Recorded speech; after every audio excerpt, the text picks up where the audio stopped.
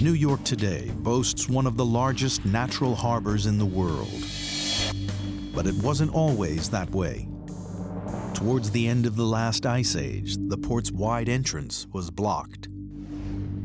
16,000 years ago, the melting glaciers left behind a 220-foot-high wall of debris. What powerful forces destroyed this rock jam? The prime suspect was a flash flood.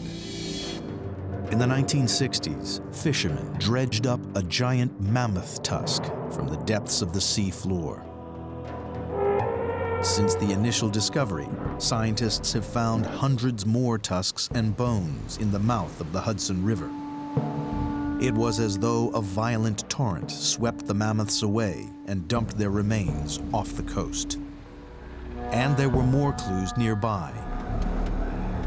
Huge boulders resting on the sandy sea floor.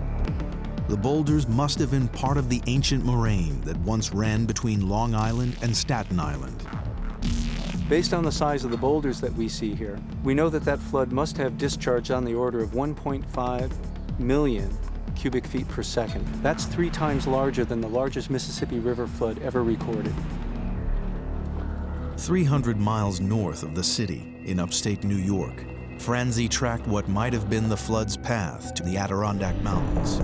It doesn't take much of a stretch of the imagination to imagine this valley filled with water, with these hills poking up through as islands. 16,000 years ago, as glaciers receded, the meltwaters slowly filled up a huge lake geologists call Lake Iroquois. The ice dams holding the waters weakened.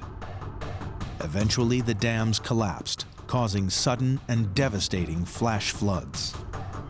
Lake level dropped on the order of 70 feet, and about 160 cubic miles of water were released into the Champlain Valley catastrophically. The torrent raced towards New York City, 300 miles to the south. The floodwaters smashed into the ancient moraine, the huge pile of debris blocking the direct exit of the Hudson River. The gap that was created by the flood still exists. It's now a tidal strait called the Narrows.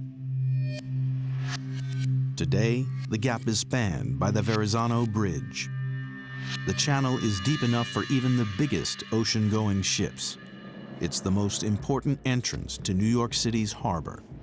Clues that could explain how New York became one of the world's great maritime cities.